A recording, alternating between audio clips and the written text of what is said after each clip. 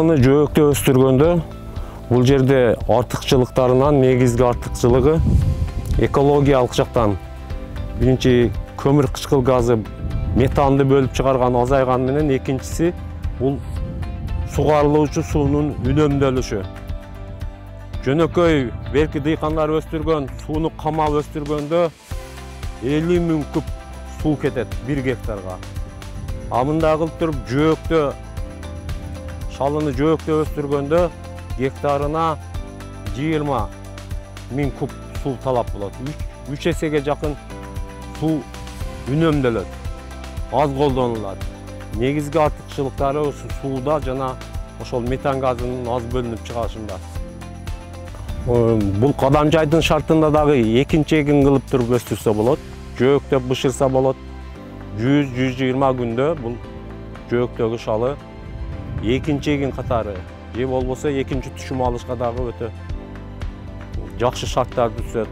Мисалы, эрте картошкадан кийин, эрте бадырың же капуста ошолорду жыйнап алгандан кийин, мына ушу июндун баштарынын тегерегинде, июнь айларынын тегерегинде буну себилет. Мына кече 10-июнда себилген ушул аян. Буну күн ысып кетет деп дыйкандар көбүнчө бушуу мезгили баягы күн сууган мезгилге туурулаш үчүн ушул июндун ортолоруна туурулашып туруп себүү мүнөттөрүн ушуга коюп туруп анан себишет. Биздин шарттарда негизинен дыйкандар шалыны чекке камап туруп, сууга камап туруп өстүрүшөт. Негизинен бул дүйнөлүк экологияга өтө көп көмүр кычкыл газын бөлүп чыгарган технология ушу күрүч болуп эсептелинет экен. 1 гектар шалы бир сезондо жылына 12 тонна көмүр кычкыл газы бөлүп чыгарат экен. Ошондуктан ушул көмүр кычкыл газын азайтыш үчүн биз ушу шалыны жөөктө өстүрүп, жөөктө шалыны өстүргөн технологияны жайылткыбыз келип атат.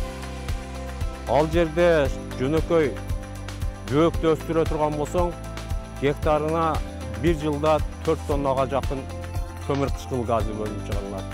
Ал эми мындай шалыны сууда камап өстүргөндө 12 тонна, жөөктө өстүргөндө 4 эсе көмүр кычкыл газы 3 эсе азаят.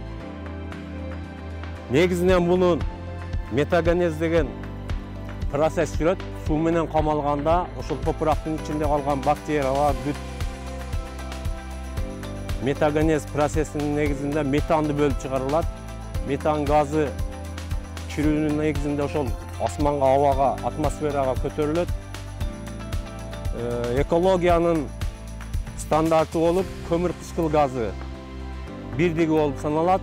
Метанды ошол көмүр кычкылынын эквивалентине которуп алып айтылганда ошол 12 тонна көмүр кычкыл газы бөлүп чыгарат экен да шалы 1 жылда. Бул бүргөндү зонасында азыр 5000 гектарга жакын күрүчтү ушундай чекте суу камап туруп өстүрүлөт. Ар бир 5000 гектарды 12 тоннадан көбөйтсөк, жылына ошондой өлчөмдөгү көмүр кычкыл газы экологияга өтө терс таасирин тийгизүүдө.